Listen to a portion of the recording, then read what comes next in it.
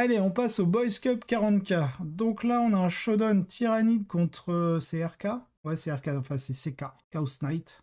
Donc on a Léviathan, qu'est-ce qu'on nous dit? Double harpie, pas mal de spore mine avec sporocyte et biovore. Ouais, ça c'est aussi une variante qu'on avait déjà vue. Alors, on a quoi? On a une première patrouille.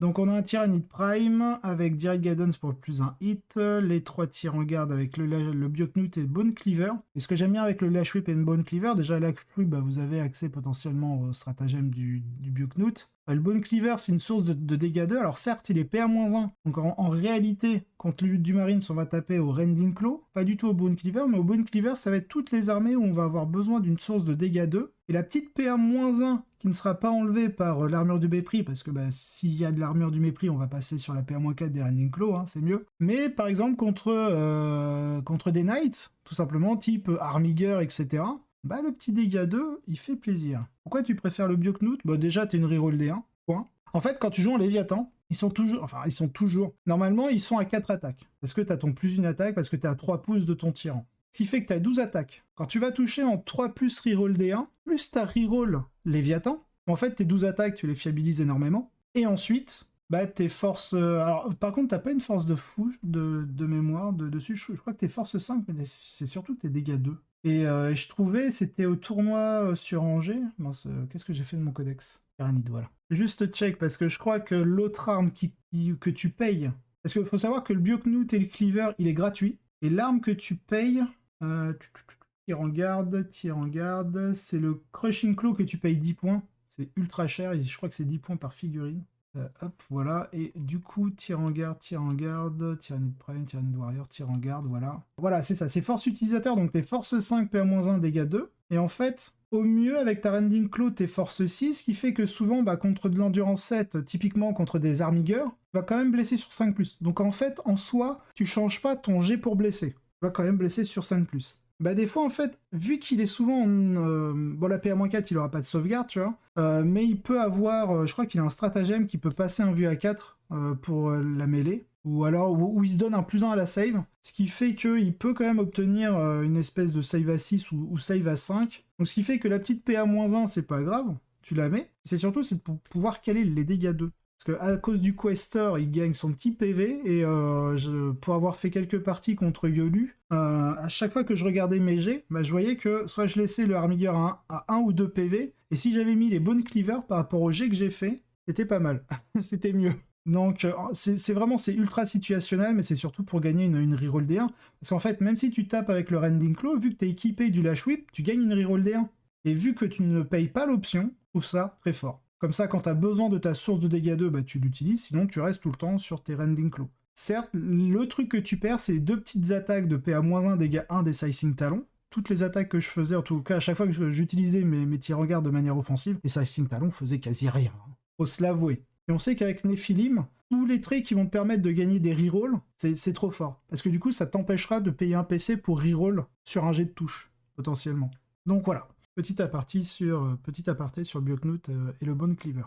Donc on a l'unité de 150 points, donc de 3 Zozo. En QG, on a le Hive Tyran à pied, donc en canon venin lourd. Il a mis la relique canon venin lourd. Est-ce qu'il a mis le trait? Non, il n'a pas mis de trait sur lui. Ensuite, on a le Neurotrope en Synaptic Tendril pour mettre 2 fois son buff, et le Perceptic Node. Donc ça, c'est la relique Léviathan, qui permet de tirer contre les unités qui fait pas 18 pouces de lui, je crois. Donc le Neurotrope en Warlord, hein, ça sera fini. 1, 2, 3, 4, 5, 6, 7. Donc là, on a une unité de 7 guerriers. On n'a pas de Lash Whip, on n'a pas de Bioknut. Donc on est vraiment en classique, double canon Venom, parce qu'on a deux triplés de guerriers. Puis après, c'est du Despitter et paire d'Epedos. Un Malceptor qu'on va sûrement voir disparaître plus tard. On a les Venom Trop, donc avec les Toxic Lash. Un parasite de Mortrex, donc avec son trait de seigneur de guerre Alien Cunning, hein, que je trouve extrêmement fort. Maintenant avec Nephilim, à moins de jouer... Je pense que dans les listes Kraken, on continuera de jouer le parasite. Dans les listes Léviathan, je suis moins certain. Je pense qu'on en verra, mais beaucoup moins par rapport au Kraken. Avec Nephilim, je trouve que Kraken va prendre énormément, mais le point faible du Kraken, c'est sa résilience. Donc 3 biovores, on a double harpie, canon venin, l'invue à 4 et le synapse. Ça marche, et le sporocyte pour refoutre des spores mines. Et enfin, on a un petit auxiliaire lourd avec Un Hive Tyran ailé, Obliterax. Il n'a pas mis de trait de seigneur de garde dessus. Ok, très bien. Allez, passons au Chaos Knight House, donc Arpetrax. Alors je vais juste, voilà, je vais pas épiloguer dessus parce que je suis pas un grand connaisseur du Chaos Knight. Je connais un peu plus l'Imperial Knight dans le sens où j'ai fait 2 parties contre Yolu. Et à chaque fois, il m'expliquait bien de ce qu'il pouvait faire, etc. Et d'ailleurs, c'est les 2 parties qui sont sur ma chaîne YouTube, donc n'hésitez pas à les voir si vous trouvez ça intéressant. Mais franchement, Yolu, il explique très très bien. Il joue comme moi, à l'intention et tout, et vraiment, c'était super agréable. Il y a une partie où je joue contre lui en Tyrannide et une autre en Space Wolf. Celle Space Wolf est super intéressante, je trouvais. Oh, je suis pas forcément très objectif dans le sens où c'est moi, c'est moi qui ai joué, c'est moi qui ai enregistré la partie et c'est moi qui la mets sur ma chaîne. Donc je vais pas dire ouais non c'est une partie de merde, n'allez surtout pas voir. Mais voilà, je sais pas. En tout cas j'ai eu de bons retours en message privé, donc je me dis que pas si biaisé que ça. Alors, donc, super lourd, Chaos Knight, donc on a un Knight Desecrator en Diabolus, Arch-Tyran, Botunon, ça doit être peut-être le Tré Petrax, quelque chose comme ça, donc Traitoris Lance, voilà. The Diamonas, Undivided Blessing of the Dark Master, et ça c'est Saclo, ok. Ensuite on a 3 brigands, un en Undivide Warborn Stalker. Ensuite, on a 2 exécutionneurs, dont un en Corrupted Heirloom, ça c'est le Made Gun, en Helm of Warp Sight, Tzinch et Mirror of Fate, ça on le voit souvent, le Tzinch Mirror of Fate. Ensuite, on a 2 carnivores avec le Korn Blood Shield, 2 Stalkers, 3 Stalkers. Donc il y en a un avec le Corrupted Heirloom, ça le Corrupted Heirloom c'est la relique, ça va être le Helm of Dog je pense. Et en Tzinch, il a mis le Cursed Rune of Fate. Et le dernier Dog Stalker, il a le Warp-Hunted Hull. Ça, c'est son arme. Il est personnage tyrannical, donc de la cour tyrannique. Tyrannical Court. Ça, c'est son arme. Et ça, c'est son arme. Ok. Alors, on est sur une victoire tyrannique 90 à 28. Ouf. La liste de Mac Griffin, en fait, si les fortifications étaient autorisées en WTC, je l'aurais joué pour le pari. Pour le pari GT. Juste pour troller avec les sport mines. Mais bon, les harpies prennent un nerf, la fortification est pas autorisée en format WTC, donc voilou. Un autre challenger tente d'assommer les tyrannides avec Tide of Conviction, et les War Dogs sont certainement parmi les meilleurs outils pour y parvenir. Cette armée a beaucoup de matériel dégâts 3, à la fois de près et de loin, ce qui devrait suffire à submerger les défenses tyrannides. Et le fait que 2 War Dogs fassent équipe et comptent pour 10 figurines, avec objectif sécurisé, peut réellement permettre de prendre le contrôle d'objectifs de l'essaim, avec la durabilité supplémentaire d'Herpetrax qui y contribue. Malheureusement, les tyrannides ont piégé l'arène, ou du moins vont le faire de manière continue. Le sporocyte semble être le vrai problème, capable de rendre extrêmement difficile pour les adversaires de pénétrer dans les parties du plateau qu'ils doivent conquérir,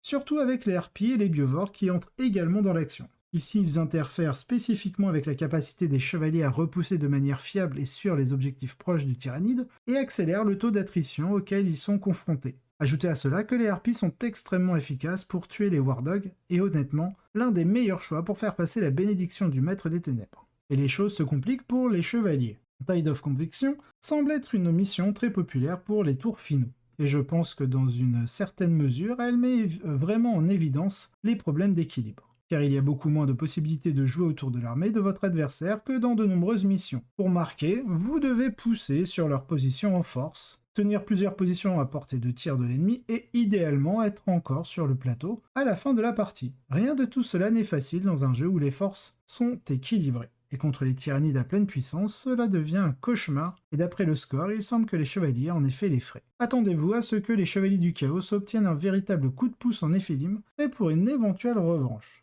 C'est une autre faction, avec de très bonnes améliorations de points, et leurs secondaires de faction sont plutôt décents aussi. Donc on a Griffiths avec toutes ses spores mines, un Léviathan Gunstuff, de harpies, mais aussi suffisamment de mines de spores pour faire de la vie de l'adversaire un enfer. Grâce à Games Workshop, ils ont été assez attentifs pour repérer la récente montée en puissance du sporocyte et en augmenter le prix. Bravo au point numérique. Mais étant donné que les biovores n'ont pas changé et qu'une fortification est probablement meilleure en termes de construction d'armée dans Néphilim, je ne serais pas choqué de voir les mines spores jouer un rôle important dans les stratégies tyrannides réussi de manière continue. Nous verrons si la victoire de Mackay est l'équivalent de la main du monstre qui sort de sa tombe dans la scène du générique de fin. Donc on a un Imperial Knight invaincu. Alors moi, ça me fait souvent plaisir de voir un Imperial Knight dans des tops, surtout encore plus s'ils sont invaincus. Et du coup, c'était sur G, on me posait la question, est-ce que le codex Chaos Knight et Imperial Knight venaient à peine de sortir? On me posait la question à savoir, à mon avis, qu'est-ce qui était meilleur entre le Chaos Knight et l'Imperial Knight? Et moi, je disais, à l'inverse de ce qu'on peut lire sur Internet, où on a tendance à mettre le Chaos Knight devant, j'avais l'impression, en tout cas après lecture en diagonale des deux codex, que l'Imperial Knight avait beaucoup plus de solutions, particulièrement en plus en combinant le -1 dégâts si jamais il joue les gros, qui sont assez pénibles à gérer. J'avais vraiment l'impression que l'Imperial Knight était devant en réalité. Et donc on avait regardé une première semaine de tournoi, et effectivement le Chaos Knight commençait à faire des tops, et puis 1 ou 2 semaines après, c'est là où on a vraiment vu une espèce, alors pas une invasion, mais en tout cas régulièrement voir les Imperial Knights atteindre les tops. Donc, alors on a Defend the Realm, Laylo the Tyrant, donc ça c'est les deux vœux qu'on voit régulièrement, enfin les deux serments. Donc là on a la House Raven. Ok, on n'est pas sur un Taranis. Donc, vu qu'il est questor, vu qu'ils sont questors, ils ont... Donc, c'est les armigueurs qui gagnent plus 1 PV et les gros gagnent plus 2 PV. Donc là, on a 3, 4, 5, 6, 7. Donc, on a 7 armigueurs. Donc, on a 2 Elverines. Donc, avec le home du bâtard. Donc, tac, tac, ça c'est bon, ok. En Heavy Stubber à chaque fois. Il n'y a que les Warglaives ici où on a laissé les Mailguns. Donc, ensuite, on a 2 Warglaives, 4 Warglaives et dont 2 en Mailgun. Et ensuite, on a 2 chevaliers errants. Donc, il y en a un qui est personnage et qui est Master of Vox. On lui a mis le Heirloom, donc la relique, le Sanctuary. Donc, il a le Milcid Pod, il a l'Order of Companions. Voilà, c'est le Stubber, le Reaper, ok. C'est le Seigneur de Guerre, il a le Yon Bulwark. Sur le deuxième errant, donc c'est le Master of Lore. Il a la relique Raven, la bannière inviolée, le Missile Pod, le Baron, et il a la Vertu of Courage. Ça, ok. Et en trait de Seigneur de Guerre supplémentaire, il a le Reverend Knight. Ok, okidoki. Alors, des temps passionnants pour les Chevaliers Impériaux, alors que Tom s'engage ici dans une série invaincue lors d'un Major avec une nouvelle construction épicée. Cette armée vise à déployer un puissant mélange de vitesse et de fiabilité via les outils fournis par la House Raven. L'Ordre des Compagnons fournit une source de relance tout au long du jeu pour les 2 grands chevaliers, en plus de celle de Laylo the Tyrant fournie déjà. Tandis que la bannière inviolée et la vertu du courage rendent les armigueurs autour des errants encore plus méchants, tandis que le casque des chiens, donc c'est plutôt le home des bâtards, là, Bâtard's Helm, augmente la puissance des Elverines, tireurs d'élite. Du point de vue de la vitesse, 2 errants avec des améliorations de la cour exaltée signifie que les 4 Warglaives peuvent être en advance charge à tout moment. Et les errants eux-mêmes peuvent monter rapidement sur table grâce au trait Raven. Alors en plus, je crois que c'est les Raven qui ont un stratagème pour un PC, il me semble, vu qu'ils ont l'advance charge, ils peuvent faire advance charge auto, je crois que c'est 8 ou 9 pouces. Donc déjà que ça bouge de 12. Plus les 8 pouces, vous faites 20, plus la charge derrière, t'es là, tu fais « Ah oui, une belle projection là !» J'aime aussi le nombre de figurines ici, 9 chevaliers de différentes tailles signifie que vous pouvez absorber quelques pertes un peu plus facilement que les listes 3 gros 4 petits, et aide avec les secondaires. Le principal risque de cette construction pour Nephilim est que les atouts de Raven dépendent de la dépense de points de commandement avant le jeu, et que l'armée doit perdre au moins un trait ou une relique pour être viable. Je pense avec le gain de PC supplémentaire de Defend the Realm que vous pourriez plausiblement avoir un nombre de points de commandement de départ de 0. Mais ce que vous pourriez vouloir faire, c'est échanger Laylo the Tyrant pour Refuse No Challenge afin de pouvoir laisser tomber Reverend Knight en toute sécurité et vous soucier un peu moins de verrouiller un kill précoce. Les constructions Taranis ont probablement plus de facilité à s'adapter, donc cela pourrait s'avérer être un feu de paille. Mais j'espère que non, car c'est une configuration très intelligente. Et donc du coup, ça peut confirmer, si jamais Yolu, tu regardes la rediff, ça peut confirmer que bah ouais, ta partie en Raven n'est pas du tout ridicule, hein. C'est peut-être même une bonne piste. Côté Harlequin, donc 3ème place, on a quoi? Est-ce qu'on a un Light Side As? Non, on a un Dark Side As. Donc attention, hein, là pour l'instant, quand ces unités meurent, il peut taper. Mais après, à partir de Nephilim, donc voilà, Shattered Approach, il nous précise que ils ont joué encore en Ashmoon. Les Dark, du coup, c'est sur un 4+, quand votre figurine meurt, vous lancez un dé sur un 4+, elle inflige une blessure mortelle. Voilà, ce qui est très différent de la réactivation, parce que du coup, vous faites moins de dégâts. Et c'est pas impossible qu'on puisse voir du Twilight dans un certain futur, même si le Light sera très intéressant pour sa capacité à advance et tirer, pour sa forte mobilité, mais je ne serais pas surpris que le Dark et le Light soient abandonnés pour le Twilight. Le Twilight a vraiment subi aucune modification, il me semble. Donc on est sur un bataillon, on dirait, il ne nous le précise pas, mais je vois 3 QG, donc je pense à ça, à moins que ce soit une brigade, mais j'en doute. Un bataillon, donc on a double Shadowseer, Fog of Dream, Shard of Light, Loathing God Dies. Ok, on a ensuite sur le deuxième, on a le Twilight Pathway, Mirror of Mind, le Ghoul Mask. On a le Troop Master avec le Foot in the Future hein, pour charger à +6. le Kiss, Player of the Dark, Queen of Shard. Ok, et là, la Segorash Rose. C'est le seigneur de guerre. Ensuite, on a une unité de combien 3, 4, 5, 6, 7, 8, 9, 10 avec le leader. Donc, on a 2 unités de 10 avec... Alors, qu'est-ce qu'on a? On a l'Embrace, la Caresse, le Kiss, Embrace, Caresse, Kiss. Donc, pour pouvoir profiter du stratagème pour mettre des mortels à l'impact, pour mettre des mortels sur des 6 non modifiés pour blesser, et la capacité d'ignorer l'invulnérable. Bon, c'est un PC à chaque fois, hein, donc ça fait 3 PC si vous voulez faire les 3 en même temps. Donc c'est assez coûteux, hein, surtout lorsqu'on va passer en Éphilim. Quelque part, indirectement, ça nerf la faction Harlequin de ce côté-là. Donc est-ce qu'on va plutôt favoriser un type d'arme plutôt qu'un autre? On verra. Donc ensuite, on a 1, 2, 3, 4 petites unités de 5, avec un Kiss, un Embrace, et une Caresse. Et c'est pareil chez toutes les autres unités. Au niveau des armes, là on est en pisto, shuriken, shuriken. On n'a pas de fusion. Ok, donc pas de fusion ni de neuro. En attaque, en élite, pardon, on a un solitaire avec la Solitaire's Weapon, ok. En attaque rapide, on a une unité de 5 Skyweaver avec le Airwire Cannon. Hein. Donc Airwire Cannon, c'est sur 4+. Vous infligez une mortelle contre les véhicules. Et si vous faites c'est 5+, je crois, ou sur un 6, vous faites à la place des 3 blessures mortelles. Ensuite, on a une unité de Void Weaver. Ça, c'est pareil, le Void Weaver, il y a des chances qu'il soit abandonné sous le format Nephilim. Parce que, bon, là, en tout cas, c'est pas fait. Mais dans certaines listes, ce qui était possible de faire, c'est de prendre 3 x 1 Void Weaver et de prendre To the Last. Et comme ça, après, vous démerdiez pour que tout le reste de vos unités ne dépasse jamais les 130 points. Comme ça, vos Void Weaver restent derrière, vous pouvez les planquer, particulièrement en format WTC, hein, c'était assez simple pour ça, tout en tenant un objectif ou deux, et vous pouviez ramasser 15 points de victoire de To the Last assez facilement. Et lui, il joue la Webway Gate, donc sûrement pour téléporter ces gros packs de 10 Harlequins. Et on a de 4 Star Weaver pour transporter les 4 petites troupes de 5 avec leurs personnages. Ce build représente, ou du moins a certainement représenté, un biais très puissant vers le jeu d'objectifs pour les Harlequins. Les PA supplémentaires de Darkseidas, et particulier sur le gros escadron de Skyweaver, leur permettent de frapper leurs adversaires hors des objectifs quand ils en ont besoin. Et s'il y a quelque chose qui n'arrive pas à casser, le Ghoul Mask leur donne une option alternative pour retourner une position.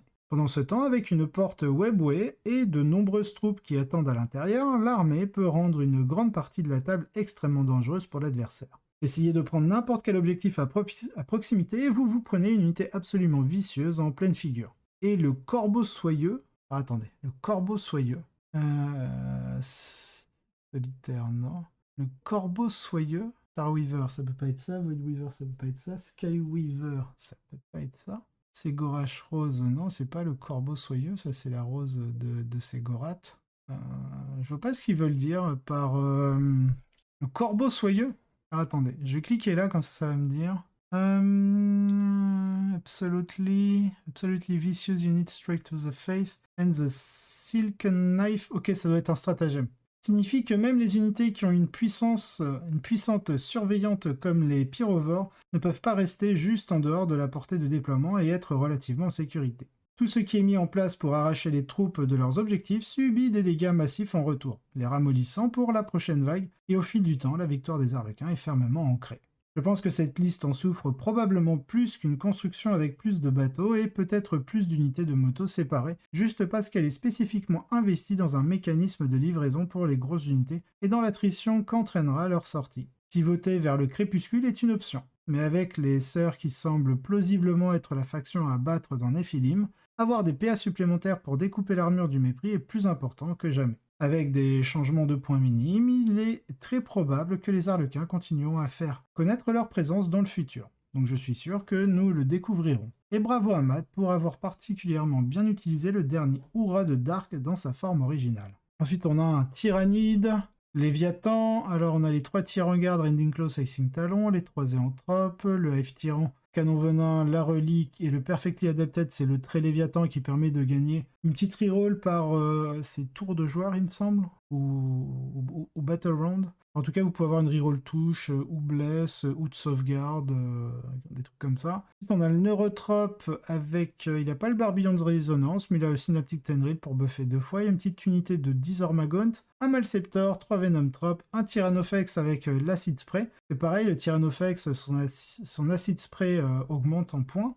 Deuxième patrouille avec un Tyran ailé avec l'Obliterax et la Feel No Pain à 5+, en trait de seigneur de guerre. Re-10 Ormagaunt, une unité de 5 Guide Tyrannide. Alors là, par contre, le build est assez bizarre parce qu'on a des dévoreurs, Bioknut et Épédos sur tout le monde. On n'a pas de paire d'Épédos pour le plus d'une attaque. Et un canon venin. On a un Death Sleeper qui n'a pas du tout son trait de seigneur de guerre. Le Parasite qui n'a pas le trait de seigneur de guerre. Donc ça, je trouve ça un peu bizarre comme build.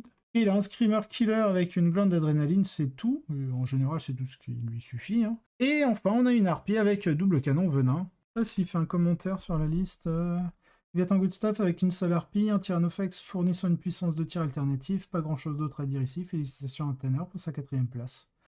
Ouais, moi, c'est ce build-là, je le comprends pas trop. Ah si, je crois qu'il y a un stratagème avec les dévoureurs. Je sais plus si c'est les divoureurs ou les flèches-boreurs. Bref, le reste du top, on a un joueur Necron avec Eternal Expansionist, le Silent King, All Destroyer in the World, ok, Exiting in Nephilim, bah ouais, ça va... Le Silent King, il y a des chances que la dynastie du Silent King, serait Zeran, je me souviens plus. Un nom bizarre. Mais il y a des chances que la dynastie du roi silencieux soit jouée hein, avec l'arrivée de Nephilim. Donc en 6ème place, on a notre joueur Chaos Knight. En 7ème, on a un joueur Thousand Suns avec le culte de la duplicité. 2 grosses unités de Scarab et un Dreadnought Léviathan. Peut-être les dévoreurs pour saturer les Eldar Harlequins. Ouais, c'est possible. C'est possible. Au niveau des taux, enfin du 8ème place, c'est les taux. Donc c'est un taux 7 avec 3 grosses unités de Crisis, une Riptide. Ça c'est à noter. Shadowsun, Long Strike. Donc ça, c'est assez classique. En dehors de la Riptide qui est exotique, on va dire. Ça semble être une liste assez classique. Ensuite, on a une Death Guard en 9ème place. Avec une grosse unité de Black Lord. Ensuite, en 10ème, on a l'Adepta Sororita Cœur Valeureux. Avec des gros flingues, unité avec des parangons. Et une grosse brique de Sacre-Sainte et 2 unités de Rétributeur. Ensuite, on a un Craft World en 11ème place. Avec Hero Hammer. Ouais, c'est les Ultway avec Eldrad, Avatar, 2 Seigneurs Phoenix. Et plein d'aspects de guerrier aspect. Et en 12ème place, un joueur Tyrannide avec le triple Malceptor en Léviathan. Unfortunate Timing. Ouais. Là, ton triple Malceptor à Nephilim, c'est plus 150 points.